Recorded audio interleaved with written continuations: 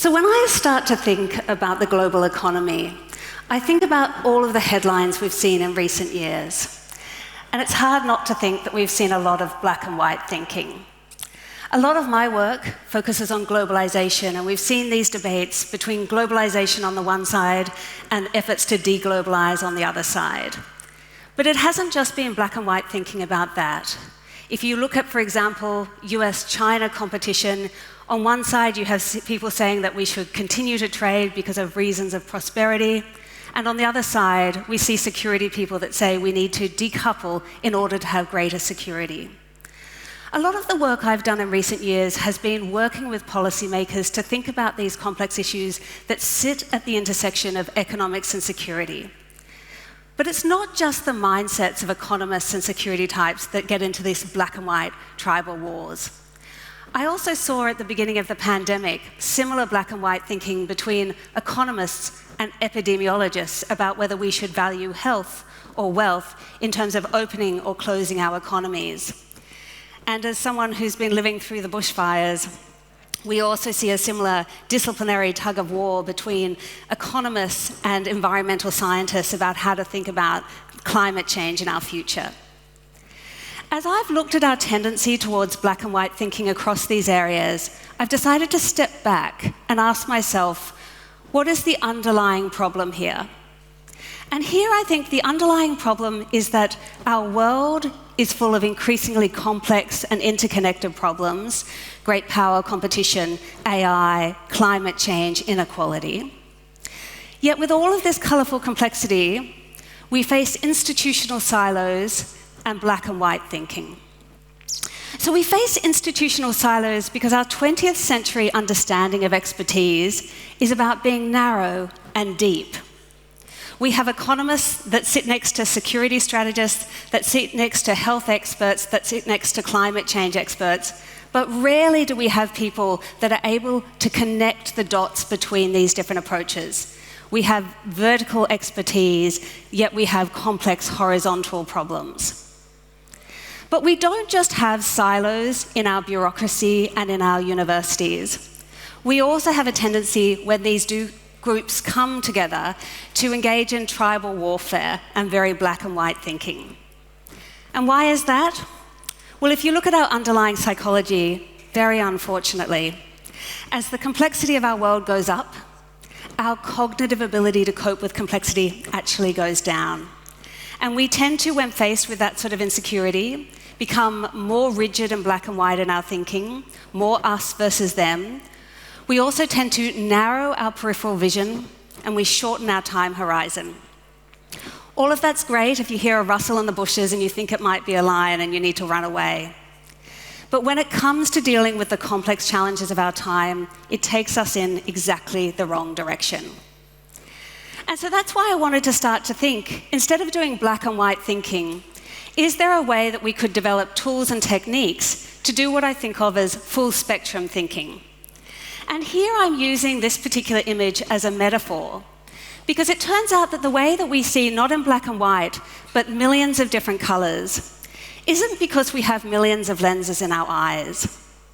It's just because we cleverly combine 3 lenses, red, green and blue, and through those we get all of the colourful complexity of our world, but importantly, by bringing them together, we actually create white light. And what I want to do is I want to think about how we can bring together different lenses from different disciplinary expertise and domains. Each one of them has its bias, and yet when we bring them together, we might be able to see more clearly with white light. And that is the metaphor behind this framework, which is a risk, reward, and resilience framework for thinking about complex policy problems and business problems. When I do this, I'm actually trying to overcome 2 different psychological tendencies we often have.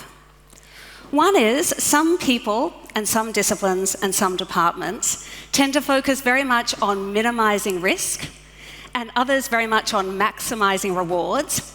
So instead of taking a position between these 2, I'm holding them equal and opposite at the top of my framework. That's the first thing.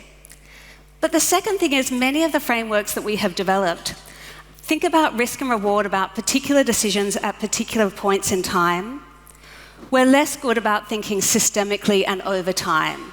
And I'm bringing in resilience here to get us to think systemically and over time.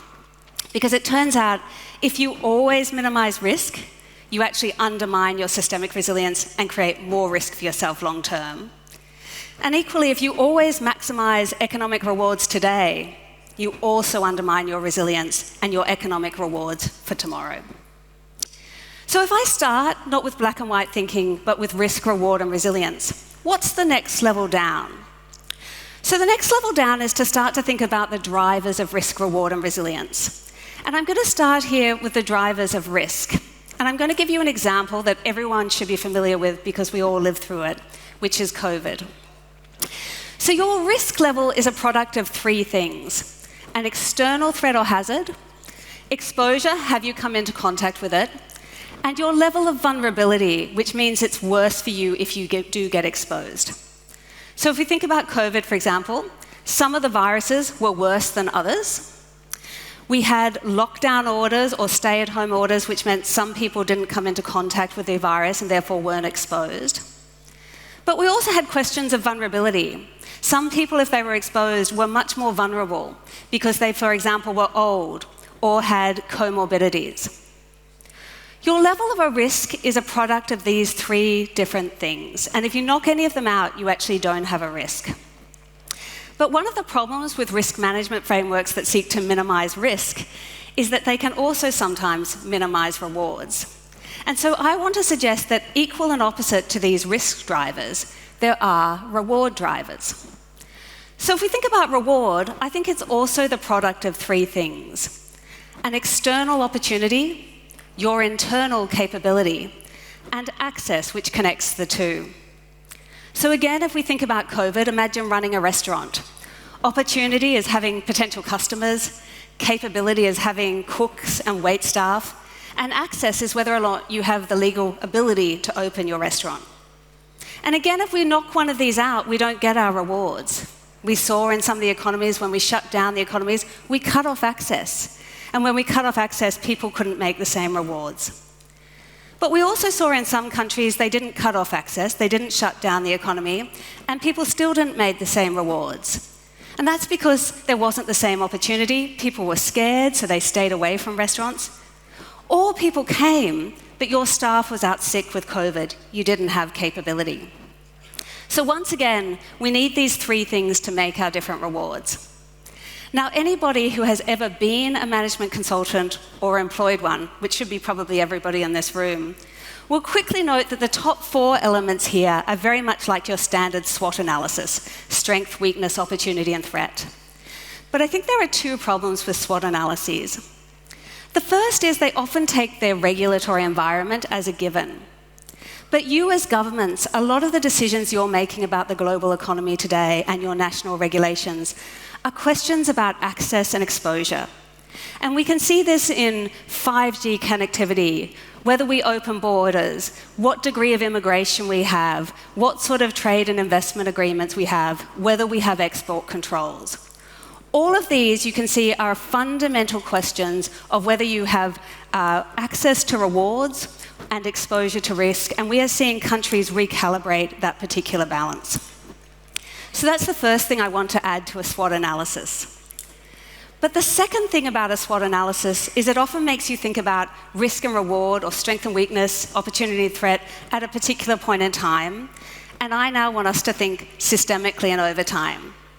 And so whereas the first part of risk came from risk management frameworks, and the second part of reward I drew very much from economics and business, now I turn to systemic ideas of resilience, which I get out of climate change, mitigation and adaptation, disaster management, psychological literature, and actually business innovation. Now here, you don't need all three types of resilience to be resilient. You can have one, two, or three. But basically what this is capturing is that anything that happens to your system can have three impacts on your system. The first is that you can absorb a shock and it not actually damage you. You don't pass the shock on. So if we think about COVID, for example, you can have a run on PPE. That's okay and doesn't cause you any harm in your society if you have stockpiles of PPE, because it can absorb the shock and you don't suffer injury.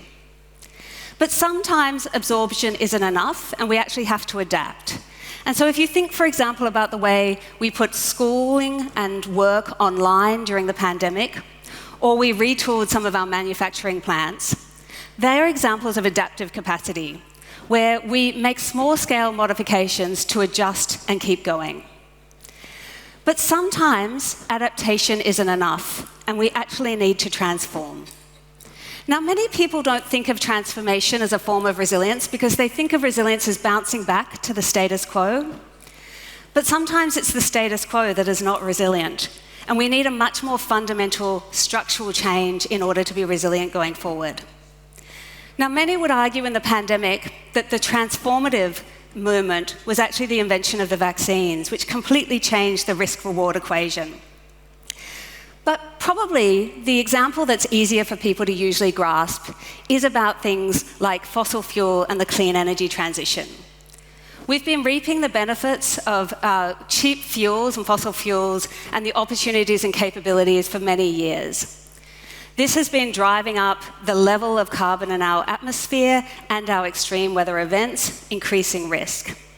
Now, we have been absorbing higher temperatures and worse weather events for many years now, but we're reaching the level of our absorptive capacity. You can start to see adaptation going on with insurance changing or people moving to higher ground. But if we really want to deal with climate change, we're going to have to fundamentally reorient our economies towards a clean energy transition. That's the transformation. And this is a good example because you see, transformative resilience is not just about responding to risk, it's also about positioning for future rewards. So if you think about all of the fights that are going on between the US, China, and EU at the moment about who makes semiconductors and who makes electric vehicles, it's not just about climate change. It's about who's building the capability for tomorrow's opportunities and tomorrow's rewards. So here we're bringing together 3 different lenses to try to understand these complex problems. What kind of thinking is this? Well, it's certainly not traditional disciplinary thinking. In fact, it's something that I would call dragonfly thinking, the ability to see through dragonfly eyes. It turns out that when Philip Tellock, who was a psychologist and political scientist, was asked to do studies for the intelligence community in the United States about who was best at forecasting, they found that traditional experts actually did a really bad job. And that's because they tended to overweight one lens of analysis and get blindsided by other things they didn't take into consideration. Instead, the one group that ended up becoming the group of super forecasters that I think did something like 70% better than the experts, and actually something like 35% better than the CIA, even though they did not have access to classified material. They were very diverse. But the one thing they had in common is that they saw the world through dragonfly eyes. You see, dragonflies, their eyes are made up of thousands of different lenses, which they integrate into an almost 360-degree view of reality, and they use that to project forward to be some of the most incredible predators in the world. These people who were able to see through many different lenses and integrate their insights, they saw through dragonfly eyes, and it allowed them to better understand complex problems in order to navigate forward. The problem is, this way of thinking is really hard. So what can we do to help us all think better and think through dragonfly eyes, whether it's in our personal life, in policy making, or in business? And here, I want to explore 2 different aspects. The first is I've become very interested in how we can do dragonfly thinking through AI tools. I'm, as you know, a university professor. My background is in both geopolitics and global governance on the one hand, and trade and investment law on the others. But what I realized many years ago was that the kind of structured thinking that I do to create things like the risk, reward, and resilience framework, it's what the intelligence agencies would call structured analytic techniques for understanding complex problems. And I could try to teach these to people, but they're hard for people to pick up. And so now, my very best student is AI. And I now build cognitive architecture on top of different agents to allow the agents to help people do dragonfly thinking. We have a variety of techniques to allow you to do multi-lens thinking. Think from different stakeholder positions, different country positions, different disciplinary positions. But we also have ways to integrate this, to think about the drivers of risk, reward, and resilience, and also to find connections between these drivers, to think through, if you make an intervention, what the effects will be on other factors, and to do scenario analysis. So this is what we have started to do through Dragonfly thinking in terms of AI tools. And we have an exhibition on this over at the Edge of Government exhibition that's part of the World Government Summit. But it's not just through AI that I'm interested in doing this. I'm also interested in doing it through teams. Because through teams, you can get people with many different lenses to come together to allow you to have a Dragonfly team, even if you yourself are not a Dragonfly individual. But the thing about Dragonfly thinking through teams is we have to think very carefully about diversity. Now, here I'm going to use some slides that I picked up from someone called Matthew Said and his book on rebel ideas. And he talks about the importance of expertise. And I'm going to illustrate this through, forgive me if I have any in the audience, an economist by the name of David. So imagine David here with his circle of expertise. And I don't want to take anything away from David. David is absolutely a brilliant expert. And when he is asked to look at a problem, he brings his circle of experience and his circle of expertise to bear on that problem. Yet the problem is if we create teams that look like this, that have David, John, Michael, Matthew, we can have a team of exceptionally clever people that together make a stupid team. And the reason that they make a stupid team is that they overlap with their strengths and also their weaknesses. And we know that these sorts of teams that are so similar have these overlapping biases that actually tend to make them more convinced that they are correct in their approach, even as they get further away from reality, because they reflect each other and become more extreme and more disconnected from different viewpoints. If we want to develop teams that are smart teams rather than teams that are full of smart individuals, we have to think much more consciously about diversity. And that's not just socioeconomic diversity, national diversity, gender diversity. It's also disciplinary diversity and cognitive diversity, different ways of knowing and understanding the world, including some Dragonfly thinkers and some who are not. So what we want to start to do is think much more consciously about diversity so that we can create Dragonfly thinking teams. And one of the really sad things is actually the team in the middle, if you interview them after they've worked on a problem, they tend to think that they've done a really good job and they've had a really good time, even as they haven't done nearly as well as we'd like them to. But sadly, the team on the right, that if you interview them, they've usually had a pretty uncomfortable experience and they don't feel it's gone as well, even as they've got closer to the truth through that kind of diversity and confrontation. We need to understand that sometimes feeling uncomfortable is actually a good sign. Now, I saw some knowing smiles around the room when I picked out David the economist, so apologies if you are one such David, but I didn't pick on you for no reason. I actually picked on you because of something I call the David effect. So this is a word cloud that looks at the first names of all of the articles that were written in the top 5 economics journals for the last 15 years. Can you notice anything about this particular collection of names? What do we see? Well, first of all, yes, it's completely male. In fact, even the gene that you can see in there is not a female gene, it's a male gene. But what else do you see? Right. Where's Muhammad? But where's Lee? Where's Chen? Right? So if you wanted to understand, for example, the way that China has developed its approach to its economy, is this the group of people that is going to give you the best insight to that? Is this the group of people that is going to give you the best insight into your region? Now, I'm picking on economists here, but we all exist in our own communities of Davids, even though in some countries they may be Davids and in some they may be Muhammad. But what I want to say here is that if we are going to deal with our diverse problems, we need to think much more consciously about diversity in our approaches. And so I want to leave you with the idea that we need to embrace Dragonfly thinking. We can do this through AI tools, We can do this through diverse teams, but together, what we can try to do is find greater clarity amid complexity. Thank you.